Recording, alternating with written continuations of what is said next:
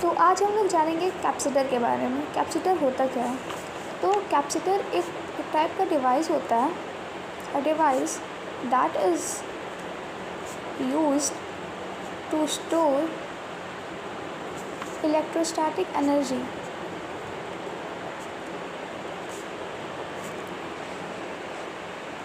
Electrostatic energy by storing charge.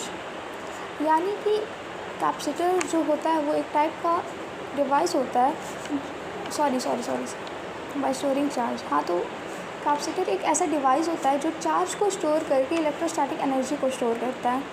और जो capacitor होता है वो जनरली देखा जाए तो वो दो कंडक्टर्स की हेल्प से बनता है।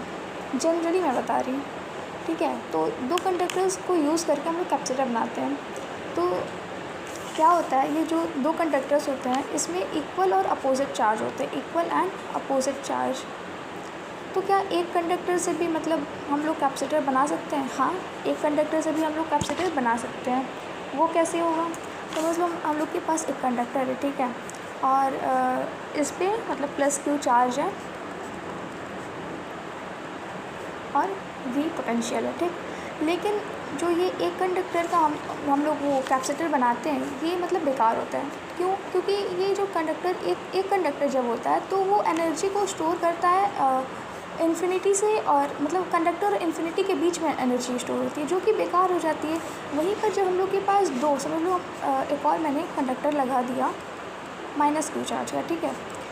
तो अब ये दो कंडक्टर हो गए, तो ये क्या करेंगे? अब ये दोनों कंडक्टर आपस में ये दोनों कंडक्टर आपस में, समझ लो प्लस क्यू से माइनस क्यू की तरफ जाएगा, है ना। अब बीच में ये सब एनर्जी को स्टोर कर सकते हैं। वहीं पर जब अगर सिर्फ एक ही कंडक्टर रहता तो ये क्या करता, ये इन्फिनिटी के बीच में अपनी एनर्जी को स्टोर करता, जो कि वेस्ट हो जाती है ना। तो समझ लो अगर एक कंडक्टर है तो एक कंडक्टर के लिए हम लोग देख सकते हैं कि C = Q/V, जहाँ पे Q जो है वो चार्ज हो गया और V जो हो गया वो पोटेंशियल हो गया। वहीं पर अगर दो कंडक्टर हैं, दो कंडक्टर के लिए हम लोग लिख सकते हैं C = Q/V2 - V1, ठीक। अब देखो, जो ये कैपेसिटर होता है ये डिपेंड किस पे करता है? तो जो कैपेसिटर होता है ये जो कैपेसिटर होता है ये डिपेंड किस पे करता है? ये डिपेंड करता है शेप पर, साइज़ पर, ठीक। लेकिन ये चार्ज और इस पे पोटेंशियल पे डिपेंड नहीं करता। आप कहोगे कि चार्ज और पोटेंशियल तो इसके फॉर्मूला में आ रहे हैं, तो ये डिपेंड क्यों नहीं करता? क्योंकि समझ लो कोई कैपेसिटर का मतलब क्या होता है? कैपेसिटर का मतलब क्या हो, जो चार्ज को स्टोर कर पाए। और कैपेसिटेंस हम लोगों ने सुना होगा।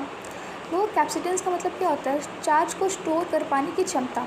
अब ये जो कैपेसिटेंस है ये तो इसकी क्षमता है। अब जो क्षमता है वो चार्ज पे थोड़ी डिपेंड करेगी। चार्ज जितना भी है ये अगर इसका कैपेसिटेंस ज़्यादा रहेगा तब तो ये स्टोर करते जाएगा। वहीं पर अगर इसका वोल्टेज जो है वो कम हो, समझ लो कोई है 100 वोल्टेज में, वो एक स्पेसिफिक अमाउंट ऑफ चार्ज को स्टोर कर रहा है। वहीं पर एक है जो same he amount of charge को 200 वोल्ट पर स्टोर कर रहा है। तो कौन सा अच्छा होगा? ये वाला।